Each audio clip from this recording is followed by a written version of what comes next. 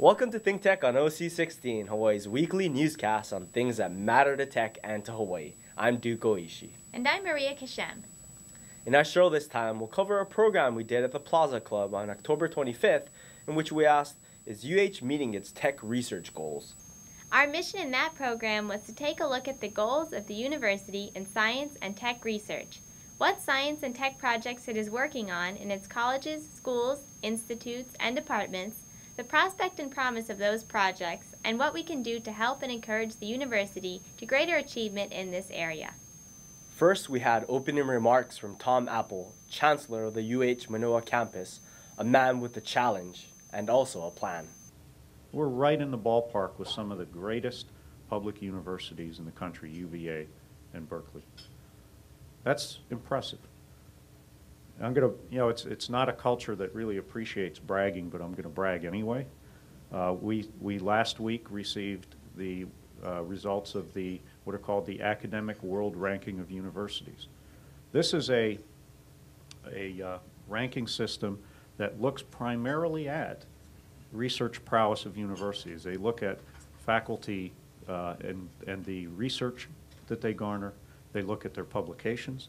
They look at how often their research is cited by others, and so the impact of research. And there are roughly 8,000 universities in the world, and these rankings look at the top 600 of those. And we are ranked in the 100 to 150 category in the world, which puts us in the 54 to 67 category in the U.S. So again, very prominent, quite frankly, the top 2 or 3% of all universities. But just to give you the names of a couple universities that are behind us there, Oregon State, which is in the 150 to 200, Oregon, which is in the 200 to 300, and many of the other schools that some of you may have sent your children to. And some of them that you may now want to change your mind and go to UH. But we're a very prestigious research university, and in particular, you're going to be hearing from some leaders of some groups whose renown is extremely high. We are the place, or one of the few places to come if you want to study oceans, Earth, astronomy, various areas of medicine, various parts of engineering, energy. These are areas where we are absolutely world-renowned and right at the cutting edge. Now, having said that, and when I look at the question that we're answering today, is UH meeting its tech research goals? I'll give a great politician's answer: yes and no. So I think we're doing tremendously well at attracting talented faculty here, attracting talented postdocs and graduate students. So we're getting the human talent here. We are being tremendously successful in garnering the research funds and moving and making discoveries that are important to other people and they're cited by other people. Just for your information, we have just attracted a National Academy member from a pretty good school on the East Coast that goes by 3 initials, and the first one's an M, the second one's an I, and the third one's a T. So we just pulled a National Academy member from arguably the greatest technological university in the world to come here, to leave that barren research wasteland of MIT and come to UH. So the answer to part of this question is yes, we are meeting our research goals and that we're getting great faculty here who are creating great research programs that are attracting other great talent. And that's hard to do, but we're doing it. Now, the second part of that is how well are we turning our research output into developed intellectual property, tech transfer? How are we partnering with the community? And you're going to hear about a lot of partnerships, but the answer to that is, are we meeting our goals? I have to say the answer to that is no. But one of my real goals is to make sure that at Manoa, going forward, the welcome mat is out.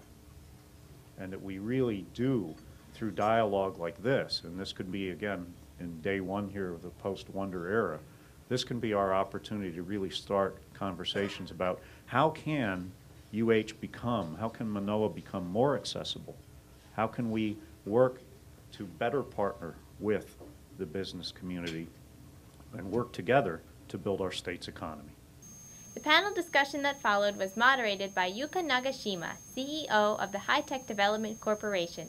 The members of the panel were Peter Crouch, Dean of the College of Engineering, Bill Ditto, Dean of the College of Natural Sciences, Guenther Hasinger, Director of the Institute for Astronomy, Jerris Hedges, Dean of the John A. Burns School of Medicine, Peter Mouginis-Mark, Director of the Hawaii Institute of Geophysics and Planetology, and Rick Rochereau, Director of the Hawaii Natural Energy Institute. This was an incredible panel. It is a stellar panel. I think it's one of a kind, and I really appreciate during especially this environment that UH is facing now, that they've taken the time to talk to us about substantial issues. We talked about this is one of the top research universities in the country. By accident, we should be spinning off technology at a rate 10 times the rate that we're doing. So then the question is, why is that? It's an enormous opportunity, but we seem to be actively damming up the system. And that's what I see is our faculty, they're inventing tons of stuff. I am so excited about going around and finding out what they've done, but then it's too much of a hassle. They can't get anybody's attention. They can't get any help. They can't get things to work. Now, I bet you that's somewhat similar to the things that you're encountering from the other side of the dam, from your end. Am I right? You don't know who to contact. It's just bureaucratic. It's hard to get things done, and then after a while, it's just not worth your time, right? You disagree? Yes. Okay. Okay. So this is probably true of about half the universities in the U.S., but the ones that actually do this right actually manage to figure out how to get that dam down. It involves your help as well, but from our standpoint, what we're doing is we're looking and talking with all of our faculty. We want to dramatically increase deal flow. We really want to reboot our entire approach to technology transfer, and that's what we're doing internally as we speak. So what you see is a lot of faculty and a lot of the business community here who have disconnected. They are just cynical. It ain't going to happen. It's not going to happen this year. It didn't happen in the last 20 years. I cannot tell you what an opportunity that is for me, the people on this panel, because what it is that we haven't tilled all this ground 20 times over. So think about what's piling up behind that dam. $500 million worth of research every year. I'm absolutely salivating to get contacts with the angel investment community, the entrepreneurial community, the VCs, private capital. And on our end, we're going and meeting with every professor in the college. The Institute of Astronomy is actually run from the University of Hawaii, Manoa, but it is distributed over 3 islands, Maui, Big Island, and Manoa, and 2 mountaintops. And the 2 big volcanoes, Haleakala and Mauna Kea, are actually attracting the most powerful observatories across the whole world, and as well as some of the most distinguished researchers. And actually I'm glad to see some of them here in the room today. IFA is generating about 10% of the research dollars of UH Manoa, so every year on the order of $30 to $40 million. And you would ask yourself, okay, why is that not more commercialized? I mean, most of this is for basic curiosity-driven science or for operating telescopes or something like that. But actually, astronomers are on the leading edge of technology development because they have to build a lot of their leading instrumentation themselves. They have to develop new technologies, and they do this very often with high-tech companies. And so we are involved in this as well. Examples are, for instance, the detector technology, the detector development, and also research and development in advanced optics concepts in telescopes and new designs. So as an example, the Pan-STARRS telescope, which is currently operating on Haleakala, has a very innovative wide field optic. It has the largest field of view of a telescope that you can imagine. And it has a 1.4 gigapixel camera. If you think about your iPhone with about 8 megapixels, this is more than 100 iPhones, 200 iPhones roughly, side by side, all looking at the sky simultaneously. And every 30 seconds making an image of the sky. And so basically every day, every night, we are producing a terabyte of data. And the data that has accumulated so far is about 5 petabytes. The word I guess I had identified was synergy, because I believe that we have great opportunity here to create synergy, and some of it is already evident, as you can tell from the panel today. I'd like to point out just a few of our many strengths, and I think we need to build upon those strengths, given that we are a small state in a vast ocean, one of which is that we're very multicultural, multi-ethnic. This gives us great advantages in terms of doing health science research, and I'll come back to that in a moment. The other is that we have the right institutional size. We've got great programs, great departments, and we have an institution that yet is small and compact enough where you can have strong interactions between different units. And I've seen those evolve and grow since my time here, despite continued growth of the university. So I think our size is just right, and the culture and the climate is right for this interaction. The third strength is that we're seeing more interest and involvement of our medical community and in our harder science groups in terms of translational research. That is, research that has a purpose in terms of advancing human health and our overall well-being as a society. So I'm excited by that. I think there's a focus and interest in that, and a lot of that ties in well with commercialization. I want to touch on a couple of these sort of complex system opportunities that we have, one of which deals with our interaction between food, nutrition, also our microbiome. Now, some of you may be familiar with the microbiome concept, but the reality is, as human beings, we think of ourselves as a human being, but we don't think a lot about the microbes that live on and within us. My institute is part of the School of Ocean, Earth Science and Technology, which has about a $120 million research budget. My own institute's about $15 million a year. And I would characterize it as predominantly developing instrumentation. We're earth scientists, but we develop imaging sonar systems to look at the ocean floor. We are very involved in geodetic measurements of earthquakes and volcanoes, so we develop balloon-borne LiDAR topographic mappers, for example. We've invented a totally new technique in doing active infrasound analysis of the troposphere, which is something completely new, so that's an exciting opportunity. And also, many of my faculty, 9 in all, are members of science teams for space missions in orbit around other planets at the present time. So we've got a broad spectrum of earth scientists, engineers, computer programmers, physicists, and a variety of people. But my one word for today would be space. Hopefully by this time next year, Hawaii will join the ranks of the international spacefaring community, because we're planning to launch our own satellites probably September next year from Embarking Sands on Kauai. We will have the capability to put about 250 kilograms into a sun-synchronous Earth orbit, an altitude of about 500 kilometers up. So this is phenomenal. This is the first university anywhere that not only can build its satellites, but also we've been intimately involved in developing the rockets, developing the launch site. We have capabilities in collaboration with Peter Crouch and the College of Engineering, for example. We have 5,300 square foot of clean room space where we're doing the satellite fabrication. We are also one of the organized research units within SOST, and I'm glad that we just heard all the SOST issues answered so I can focus on HNEI. But we were set up in around 1974, time of the first oil crisis, with a specific mandate to try to reduce our state's dependence on fossil fuel.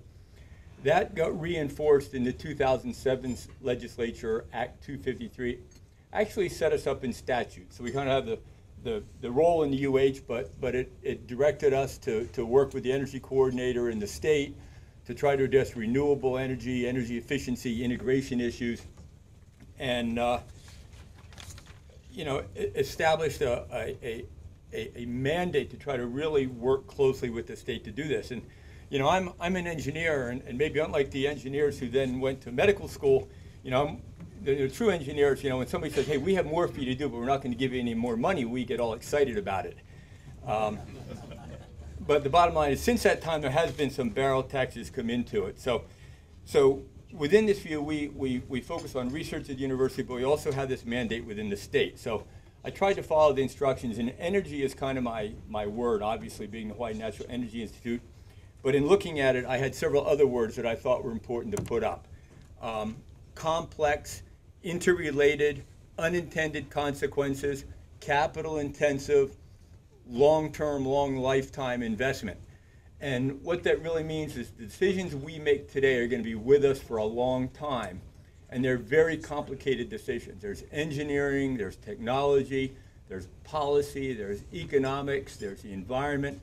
And so how you get to the right decision to move us forward, because if you invest now, you're going to preclude options for the future. So I think a key part of what we're trying to do, in addition to our research at the university, is to try to address some of those issues for the state. The trouble we've heard about the university lately actually offers an opportunity to take stock of what UH means to us, and to focus not on the athletic department and all the things that means to us these days, but on science and tech research and all the things that means to us instead. We need to learn more about what the university is doing in science and technology to see and celebrate the success of its efforts and to be proud of it and take steps to be more proud of it going forward. It's our greatest educational and intellectual asset, and it's our greatest resource for science and tech, knowledge, research, and development critical to our economic diversification. We can't be at odds with one of our greatest institutions. We need a porous border, free trade, mutual trust, total transparency, and conscious cooperation, along with a free and continuing exchange with and for business. That's why we want to continue our collaboration with the university in business programs like this one downtown and also in gatherings on campus. We look forward to those collaborations. Oh, I think it was excellent, and I actually think it should be done once a year or so. Dean Ditto did a great job of explaining how we can go out and identify the different faculty members in our university and what they're doing. Very good event. I think we need to kind of take this as a start and really kind of build upon this. Very encouraging to see the change in mindset. Then we still have to solve the capital issue, though, and that's another whole game. UH is doing some incredible things technology-wise. I think this is a great meeting, and I think it was a good opportunity for people to get introduced to a lot of stuff they might not have been familiar with. This has been a wonderful lunch, and I really hope it helps the people of Hawaii. This is a great opportunity for the academic community to re-engage with the Hawaii business community. We need to fill in some pukas and get some critical positions, especially the one the Chancellor was talking about. 2,000 faculty in Manoa. One person digging for ideas and licenses ain't going to do it on its own. We need a lot more. We need an army. Very enjoyable format. I think it's great that the university and the business community are really starting to communicate. Even though I've been with the university for over 25 years, I still learn something new, and I'm very proud of my colleagues. I would like to see the same level of communication between the public and the university and between the legislature and the university. They've got to get better at understanding business. They've got to take advantage of our accelerators. They've got to take advantage of venues like this. But the business community's got to reach out. I wanted them to be, not defensive, be able to call spade a spade, and then tell us what their plans are. And obviously Chancellor Apple still new, so we don't have particular plans that they could announce. So I think it would behoove ThinkTech to take the opportunity to invite them back and ask for the specifics of the plans and make sure that we're involved in that process. Oh, I think this has been fantastic. I could not be more excited about the ability of the University of Hawaii and the entrepreneurial community to engage. I think there's been an interesting history over the years, but this is like the University of Hawaii is undergoing a renaissance, the same way that I see the entrepreneurial community here is really undergoing a renaissance as well. And so I really see that the third leg of the economy in Hawaii is going to be research and entrepreneurship. Well, we're all about synergy, and we're excited to be working with the business community, and we're looking forward to seeing how the medical school can be a part of commercialization of intellectual property here in Hawaii. It's certainly a great pleasure to hear that the university is making good progress in this area now, and certainly a lot of positive discussion today. Certainly want to see this come to fruition after all of these years. It's a great opportunity, and for me it's very exciting to be connected to the business community here and to broadcast our message. astronomy is usually much further away from the day-to-day business life. It's nice pulling the deans together like that. And if they're right about the things they're doing, my God, interesting prospects. Over the years, I've tried to follow the OTED and what they're doing with technology transfer and stuff. And for a while, there was a group that was doing a pretty good job, and somehow they disappeared. And I don't know what happened. I was wondering why they weren't here today, because they don't exist, right? So apparently the chancellor is going to create a new OTED that's bigger and better than ever existed before. This was just very exciting to see the bringing together of people from the university and from the community to bring entrepreneurial ideas to focus together, and we're excited and hope to be able to participate more.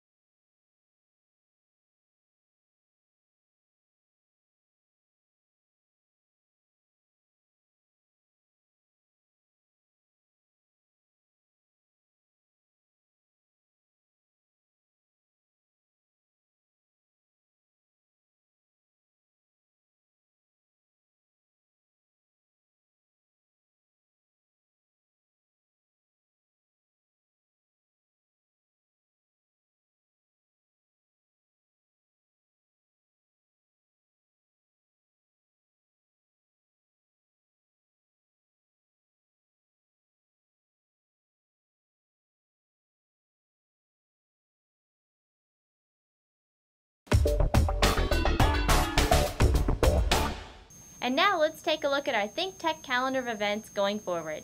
ThinkTech's 4 to 5 p.m. drive time radio series on KGU 760 AM continues this week. Tune in to 760 AM for Tech on Wednesday, Asia in Review on Thursday, and ThinkTech Fridays on Friday.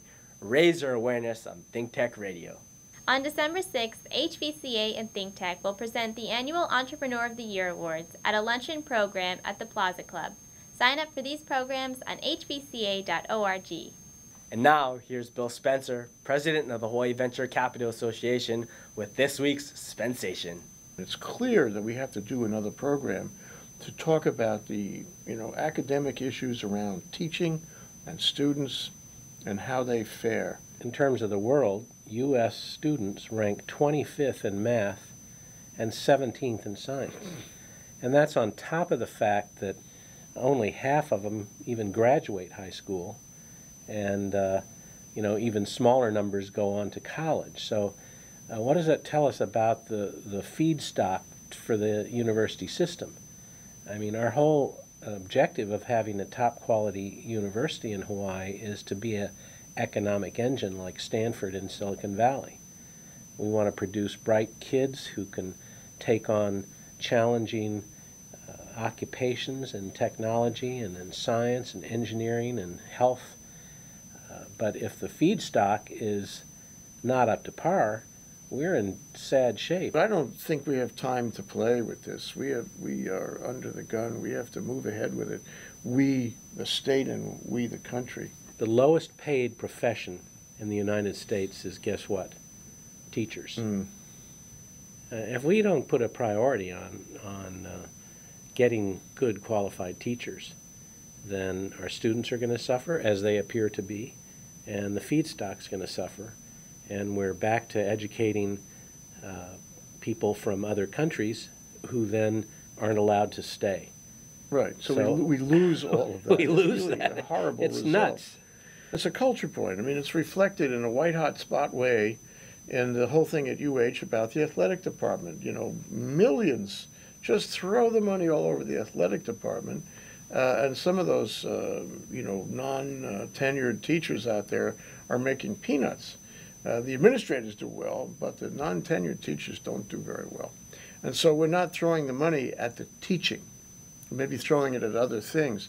I don't think athletics should have a priority or should get more money than teaching. Teaching should get the money. Yeah, absolutely. And this is all over the country, I think it's like this. And our priorities got mixed up. The problem is, how do you change that? Well, I think we have to look at these deans, for example, that we had on this program. They're the coaching staff of the academic domain in our university. They need to be treated like top-notch coaches and given the wherewithal to hire good professors, to encourage academic entrepreneurship so that the IP that's created in the university is able to be commercialized. I think the connection between downtown and the university is an essential element in making things better. So I think we ought to do another program, and soon, with the university. I think they'll do it because they realize it's in their interest to have the connection. But one thing is for sure, if you let them stay in the Ivy Tower, it doesn't work. That's right. Well, we did our best to bring the two groups together, and now let's see what kind of fruit that planting will bear. Yeah. Thank you, Bill. Thank you, Jay. A worthy program. We'll be right back to wrap up this week's edition of ThinkTech. But first, we want to thank our underwriters. Thanks to the Shidler Family Foundation. It supports a number of educational, cultural, and charitable organizations, including ThinkTech. Hawaiian Electric Company and its affiliates Miko on Maui and Helco on the Big Island are deeply committed to the communities they serve. Galen Ho is a senior executive of BAE Systems, a global defense, security, and aerospace company, and CEO of CBI Polymers, a tech company in Hawaii. The High Tech Development Corporation, the state's leading technology agency attached to the Department of Business, Economic Development, and Tourism. Castle in Cooke, Hawaii, with a time-honored legacy that spans more than 160 years and revolves around its mission of investing in Hawaii, creating communities, and providing for the needs of our state. Okay, Maria, that wraps up this week's edition of ThinkTech. Remember, you can watch ThinkTech on OC16 several times every week. Can't get enough of it, just like Jay Fidel does. For additional times, check out oc16.tv. You bet, Duke. For lots more ThinkTech videos and for underwriting and sponsorship opportunities on ThinkTech on OC16, visit thinktechhawaii.com. Be a sponsor or a volunteer and help us reach Hawaii. I'm Duke Oishi. Thanks so much for joining us on ThinkTech. You can watch this show throughout the week and tune in next Sunday evening for our next important weekly episode. Aloha, everyone. I'm Maria Kashem. You know me, and I approve this message. Don't forget to vote on Election Day.